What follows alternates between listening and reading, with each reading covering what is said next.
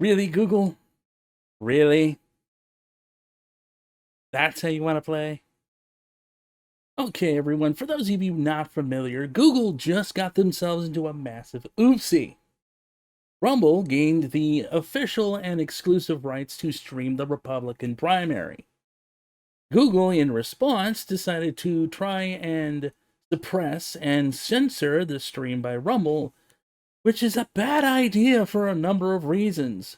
One, Google just revealed to the entire world that Rumble is a viable competitor to YouTube, and they know it, and they're pretty dang scared of it. Two, this means that there is now a very large and uncomfortable microscope on both Google and YouTube because, let's face it, even though Google is going to be the one primarily named in this lawsuit, Rumble is going to be looking to see how Google and by extension YouTube treats content creators affiliated with their company as well. Because when you're doing an antitrust lawsuit that says that your competitor is actively doing harm to you and to your affiliates to try and protect their own company, you tend to want to build a case of a history for that. Now, this is going to be really bad for Google because essentially they've been trying to tell everyone for years that they totally don't suppress content, they totally don't suppress search results for their own political gain or financial gain or what have you. And essentially, like I said, by doing this, they've pretty much told everyone that yes, Rumble is a viable threat to YouTube, and with good reason. Rumble has about 44 million users compared to when YouTube had barely a million users when Google bought them.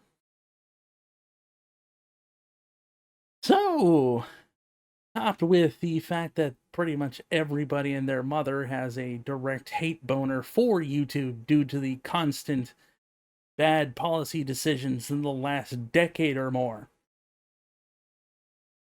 Now, of course, you might be wondering, why is Google so worried about YouTube? Doesn't YouTube make about 7 billion a quarter? The answer is, well, 7 billion a quarter sounds like a lot until you realize that YouTube is a global international company. Just to give you a hint, I've multiple times stated this, but globally, YouTube has 2.5 billion users. If at least 10% of that, 250 million users, sold around 2,000 shirts, let's say $20 a shirt,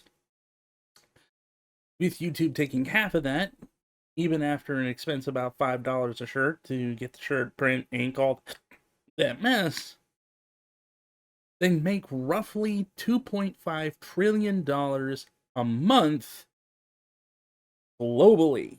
Quite a bit more than what they do in a global quarter now. Just to add even more salt to injury there, let's add even more to that.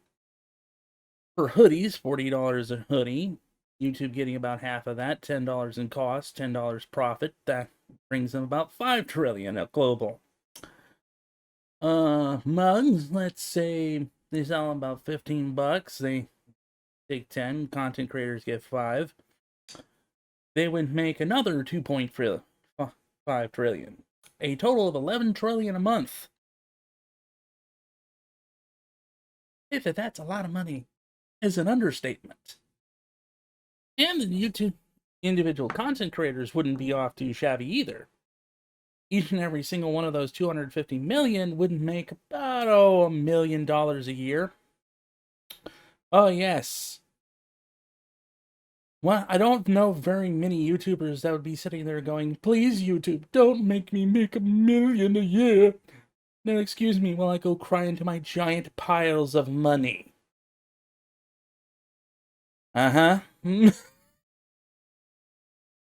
So needless to say that not only has YouTube failed to actually properly monetize their user base, but the fact that they have a constant situation of just repeatedly making their lives miserable.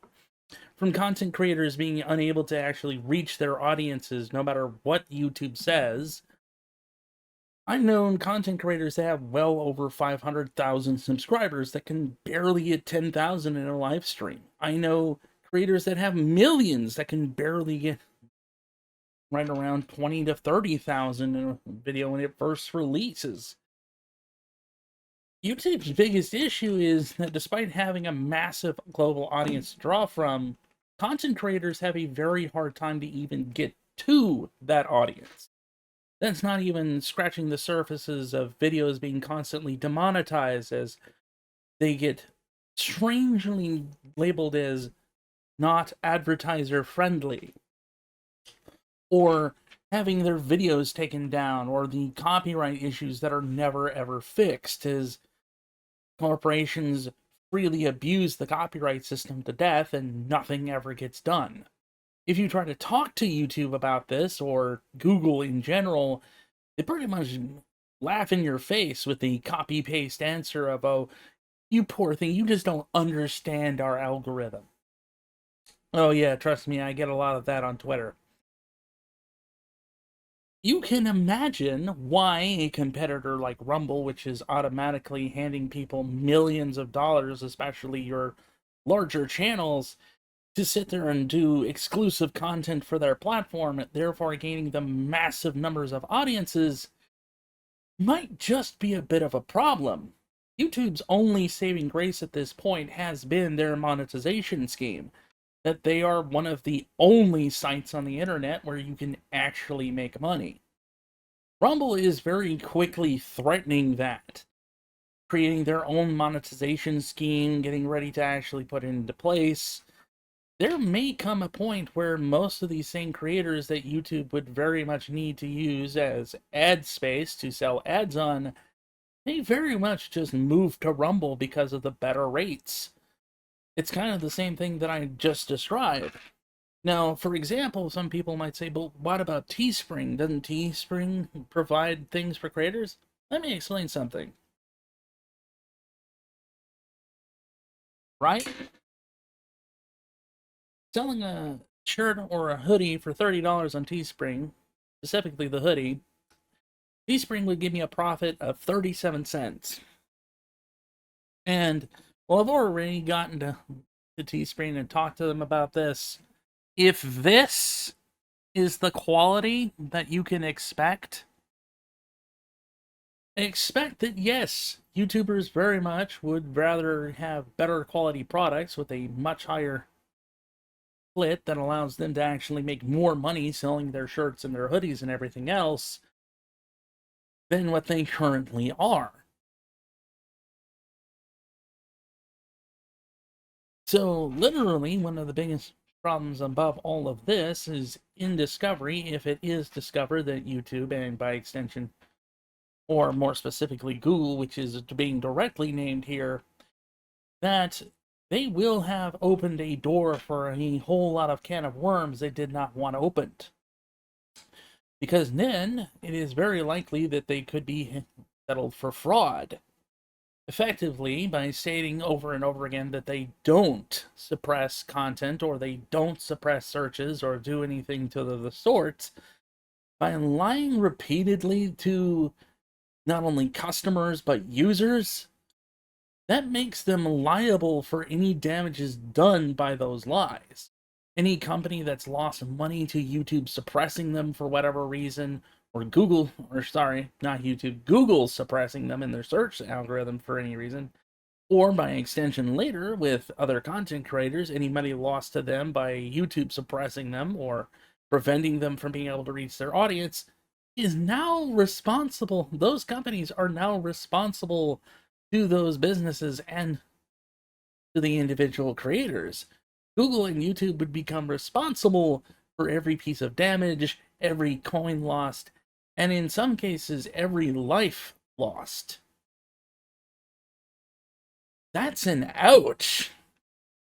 Now, I'm sure not only that, but let's say something like this gets in front of a bunch of angry shareholders, and they realize how much money that Google and YouTube could have actually been earning per quarter. The 11th trillion a month that I just mentioned globally per quarter would be about, 33 trillion a quarter, with over 100 trillion annually.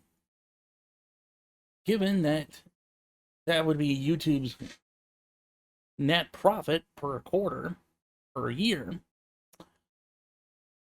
Google gaining about 30% of that, oh yeah, there'd be a lot of very angry shareholders, and justifiably so. Now, of course, I could joke and say that, YouTube and Google could probably bribe me with a cool muscle car to get me to shut up, but let's be real, they would probably just delete my channel and be turds about it. But yeah, that's kind of my thoughts right now. It's pretty stupid that Google would do this. That they didn't think that another corporation would, whose entire job is pretty much similar to theirs, wouldn't catch on to what they were doing and then promptly turn around and sue them. Not a very smart move. But that's about it for today, guys. Sorry, I know we were supposed to get more gaming. I promise we'll get back to it. But please, if you haven't before, leave a like, subscribe, and comment down below. And I'll see you next time.